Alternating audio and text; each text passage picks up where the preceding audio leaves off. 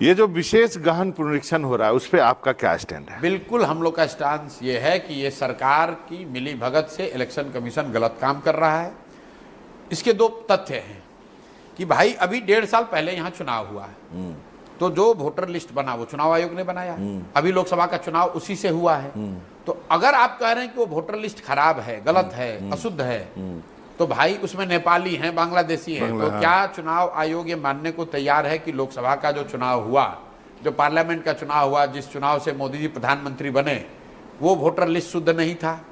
अगर आप ये कह रहे हैं कि लोकसभा चुनाव के बाद लोग आ गए नेपाल से, बांग्लादेश से, तो लोकसभा चुनाव के बाद बिहार में देश में सरकार किसकी है? वो भाजपा और नीतीश की है।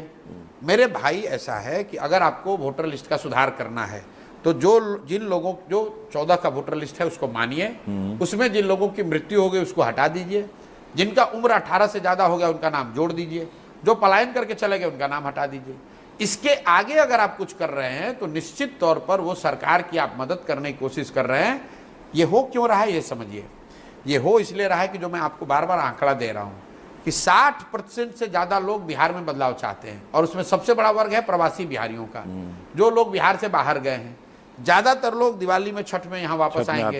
अब सरकार घबराई हुई है कि ये लोग आएंगे तो ये सब एनडीए के खिलाफ वोट देंगे, उनका नाम किसी तरह काटा जाए, उनको वोट देने का अधिकार न हो, क्योंकि वो आदमी अभी बॉम्बे से, कोयम्बटूर से, गुजरात से आकर अपना नाम रिवाइज नहीं करा सकता है।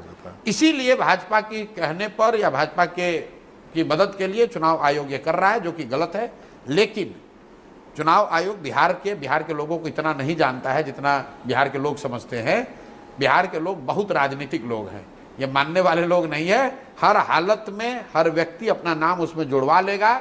किसी न किसी तरह का कागज जो चुनाव आयोग चाहता है हम लोग प्रोड्यूस करेंगे, सब वोटर वोट देगा।